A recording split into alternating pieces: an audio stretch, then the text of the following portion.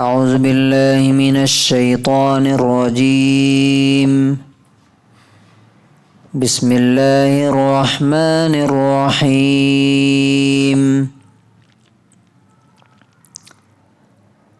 وما جعلنا القبلة التي كنت عليها إلا لنعلم من يتبع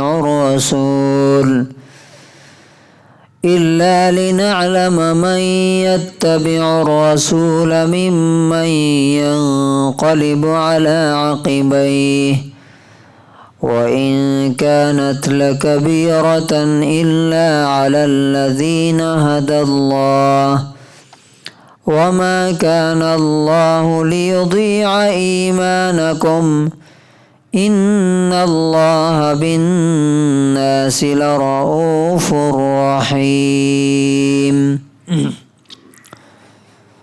سورہ بقرہ سورہ نمبر 2 آیت نمبر 143۔ اس کا ایک چھوٹا سا حصہ کل ہم نے سمجھا تھا۔ آج جو اگلا باقی حصہ ہے اس آیت کا کہ ہم نے وہ قبلہ جس پر تم تھے صرف اس لیے بنایا تھا، متعین کیا تھا، وہ ڈائریکشن مسجد اقصی کی طرف، تاکہ ہم معلوم کر لیں کہ کون رسول کی پیروی کرتا ہے، رسول کو فالو کرتا ہے، اور کون منہ موڑ لیتا ہے، پیچھے پھر جاتا ہے۔ اور یہ واقعی مشکل تھا سوائے ان لوگوں کے لیے جن کو اللہ تعالیٰ نے صحیح راستہ دکھایا۔ اور اللہ تعالیٰ تمہارے ایمان کو ضائع اور برباد کرنے والا نہیں ہے۔ بے شک اللہ تعالیٰ لوگوں کے لیے بہت ہی شفقت کرنے والا اور انتہائی رحم کرنے والا ہے۔ And we did not make the qibla which you used to face except to test who would follow the messenger and who would turn back on his heels. And indeed it was difficult except for those whom Allah has guided. And Allah will not waste your iman. Indeed Allah is to the people compassionate and merciful۔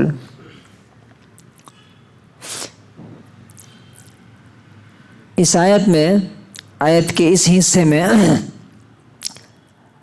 قبلے کے بدلنے کا،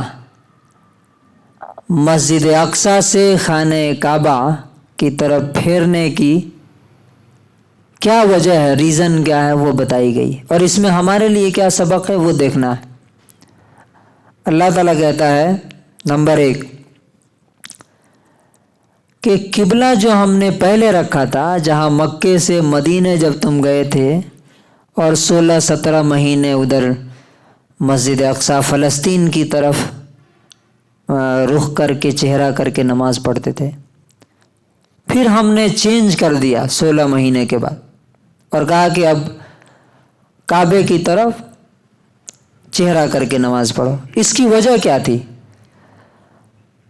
تو یہ اس لیے تاکہ ہم یہ چیک کر لیں کہ کون اللہ کے رسول کے پیچھے چلتا ہے اور کون واپس پھر کفر میں چلا جاتا ہے۔ اب اس سے ہمارے لیے کیا سبق ملتا ہے؟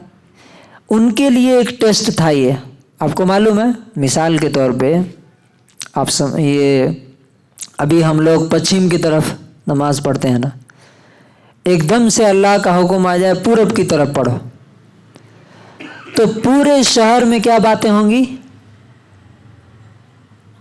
کیا بیوقوف ہیں نا جی، دیوانے، کبھی پورب پڑھتے ہیں کبھی پچھم پڑھتے ہیں، دماغ خراب ہو گیا کیا ان کا؟ تو وہاں یہودی رہتے تھے جو اپنے آپ کو اسکالر اور تھے، کتاب انہی کے پاس تھی، باقی تو جاہل تھے۔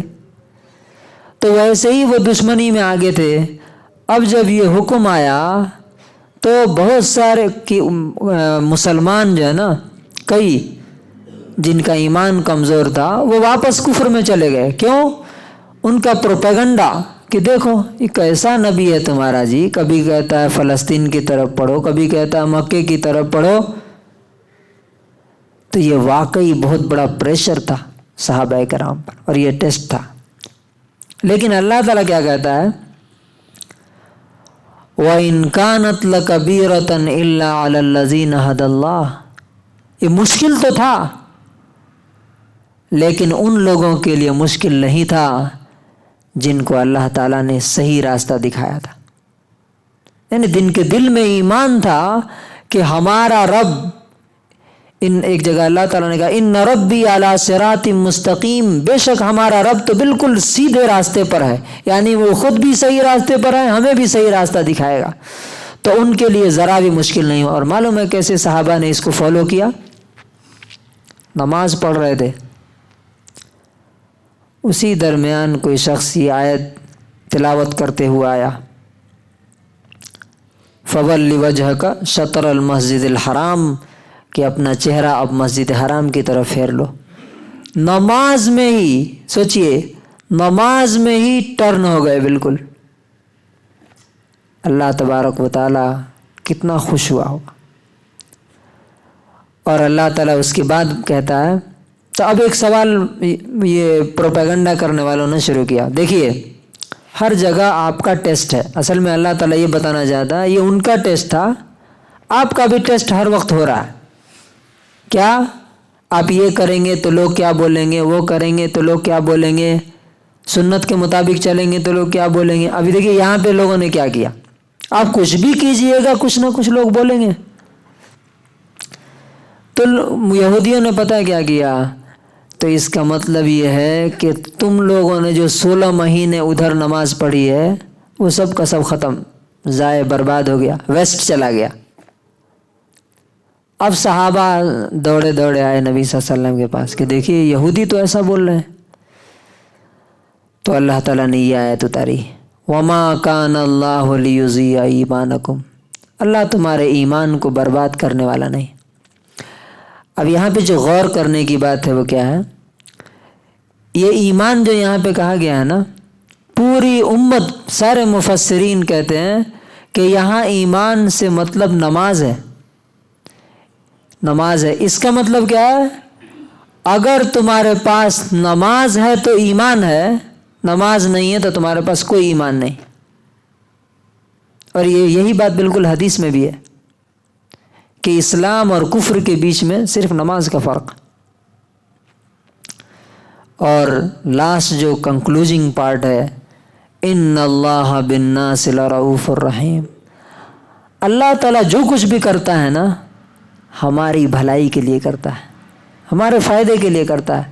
وہ کہتا ہے رؤوف، بہت زیادہ رحمت کرنے والا، شفقت کرنے والا ہے تمہارے ساتھ. تو سوچو ماں باپ اگر اپنے بچوں کے ساتھ برا نہیں کر سکتے تو اللہ تعالیٰ کیسے اپنے بندوں کے ساتھ برا کر سکتا. تمہیں لگتا ہوگا کہ ہمارے لیے یہ مشکل ہے. تو اس آیت سے ہمیں کیا سیکھنے کو ملا کہ زندگی میں ہر وقت ٹیسٹ ہے، امتحان ہے. بس اللہ یہ دیکھنا چاہتا ہے کہ کون اللہ کے رسول کے طریقے پہ چلتا ہے اور کون کفر میں چلا جاتا ہے. اور اللہ تبارک و تعالی، اگر آپ کے پاس ایمان ہوگا، سچا یقین ہوگا اللہ پر، تو مشکل سے مشکل معاملے میں اللہ تعالیٰ آپ کو صحیح راستہ دکھائے گا. اللہ تبارک و تعالیٰ سے دعا ہے کہ ہمیں بھی ہدایت پر اور نبی صلی اللہ علیہ وسلم کی سنت پر عمل کرنے کی توفیق نصیب فرمائے.